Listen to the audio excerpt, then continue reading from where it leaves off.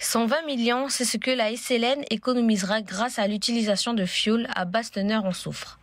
Un carburant plus polluant que celui utilisé habituellement par l'industriel, le fioul à très basse teneur qui jusqu'ici respectait les normes environnementales.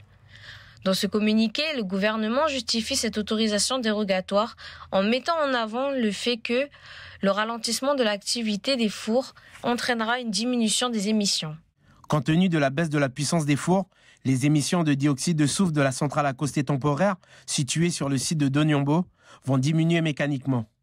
Pour cette modification de la réglementation, Scalair, l'association de surveillance de la qualité de l'air, a été consultée par les équipes de la DIMENG, Direction de l'industrie, des mines et de l'énergie de la Nouvelle-Calédonie. Si un avis favorable a été émis, l'association reste vigilante. Comme la SLN va baisser sa production, elle va donc utiliser beaucoup moins de fioul. Et comme elle utilisera beaucoup moins de fioul, il devrait y avoir moins de soufre dans l'atmosphère, ce qui du coup nous a conduit à prendre cette décision. Mais je le répète encore une fois, nous avons mis ce fameux garde-fou et nous allons voir comment la situation évolue.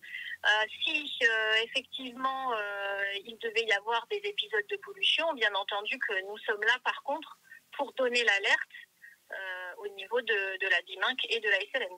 Si pour le gouvernement, l'impact sur la qualité de l'air serait minime, le dioxyde de soufre reste néanmoins un gaz à effet de serre qui contribue au réchauffement climatique et qui provoque des troubles respiratoires et pulmonaires lors de son inhalation. L'association EPLP, Ensemble pour la planète, déplore cette autorisation du gouvernement.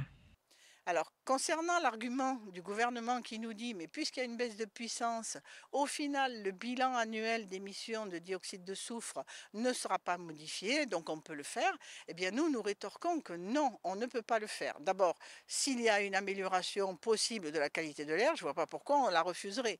Mais de surcroît, parce que ce fioul est plus riche en soufre, il peut provoquer des dépassements ponctuels, beaucoup plus nombreux et beaucoup plus graves, au-delà donc des normes sanitaires, et nous considérons que ça c'est inacceptable. L'exécutif autorise l'industriel à utiliser ce carburant plus polluant jusqu'au 31 octobre 2024.